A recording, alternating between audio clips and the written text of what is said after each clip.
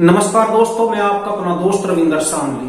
आज मैं बात कर रहा हूँ डव पक्षी के बारे में, जिसे स्थानीय भाषाओं में घुग्गी भी कहा जाता है और गलगल भी कहते हैं मध्य प्रदेश की तरफ, और दूसरे इलाकों में भी अलग अलग नामों से उसे पुकारा जाता होगा।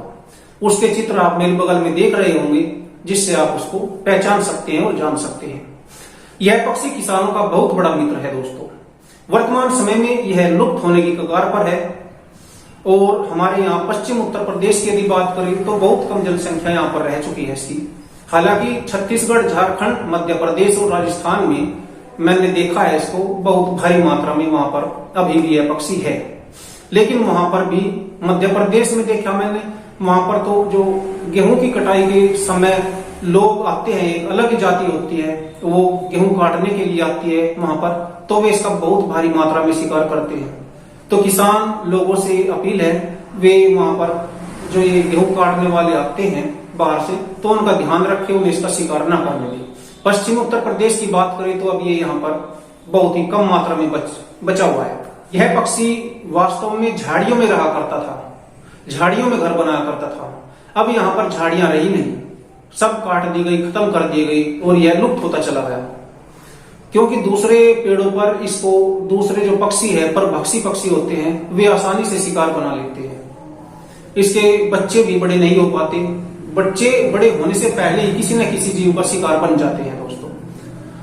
तो इस पक्षी का जो महत्व है किसान के लिए वो ये है कि ये जो खरपतवार के बीज होते हैं और वे पककर के जमीन पर झड़ जाते हैं, तो यह पक्षी उन बीजों को अपना भोजन बनाया करता था और इसकी संख्या बहुत बड़ी हुआ करती थी। समूह में एक खेत में जैसे बैठते तो ये कई सौ पक्षी आकर के बैठते थे इन प्रजातियों के, और वे जितना भी खरपतवार का बीज वहां पर झड़ा हुआ होता था उसको खा जाते थे।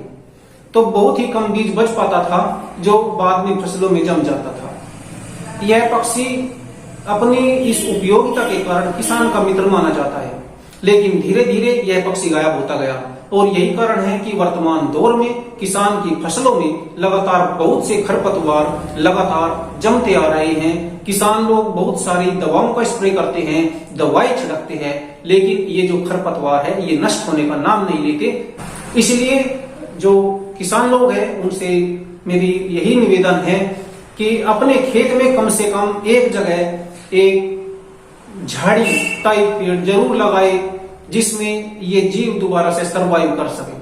हालांकि यह जीव भी बदलाव के दौर से गुजरा है और कई जगह अलग अलग ऐसी जगहों पर इनके घोंसले देखे गए हैं जहां पर हम कल्पना भी नहीं कर सकते। तो हर एक जीव अपने वजूद को बचाना चाहता है, अपने वजूद को जिंदा रखना चाहता है, अपनी नस्लों को जिंदा रखना चाहता है, लेकिन उसमें मनुष्य यदि कुछ योगदान दे तो वो आसान हो जाता है। इसलिए अपने खेतों में कम से कम एक झाड़ीनुमा पेड़ जरूर लगाए, जिससे कि यह जीव दोबारा से सर्वाइव कर सके और आपकी फसलों के अंदर जो खरपतवार है, उनके बीज है, उनको ये अपना आहार बना सके। क्योंकि दवाएं और कीटनाशक वो हल नहीं है जो हमें प्रकृति की ओर से दिया गया था। तो फिर मिलते हैं दोस्तों किसी नए वीडियो में, तब तक के लिए नमस्कार।